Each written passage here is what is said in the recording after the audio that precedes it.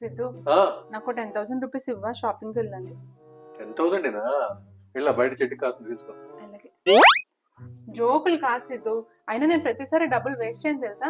ఈసారి నువ్వు ఇచ్చిన డబ్బుల్లో కొంత అమౌంట్ పట్టుకెళ్ళి నేను ఒక దాని మీద ఇన్వెస్ట్ చేస్తా. దాంతో నువ్వు జీవితాంతం కూర్చొని తినొచ్చు తెలుసా. సరే ఇలా లాకర్ లో ఉంటుంది తీసుకో.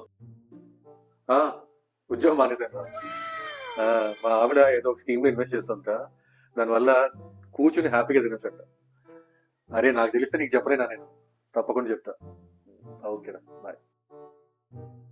అయిపోయింది షాపింగ్? అయిపోయింది సిద్ధు, అయినా 1 వీక్ తర్వాత షాపింగ్ చేస్తే ఎంత హ్యాపీగా ఉంటుంది తెలుసా. అవునా సంధ్య, దేంట్లోనే ఇన్వెస్ట్ చేస్తే జీవితాంతం కూర్చుని తినొచ్చు అన్నావు కదా. దాన్ని ఎలా మర్చిపోతా సిద్ధు. తీసుకో, 200 రూపీస్ చెప్తే కష్టపడి 100 రూపీస్ బార్గెన్ చేసి మరి తెచ్చా నీకోసం. జీవితాంతం కూర్చొని తినొచ్చు అందులో.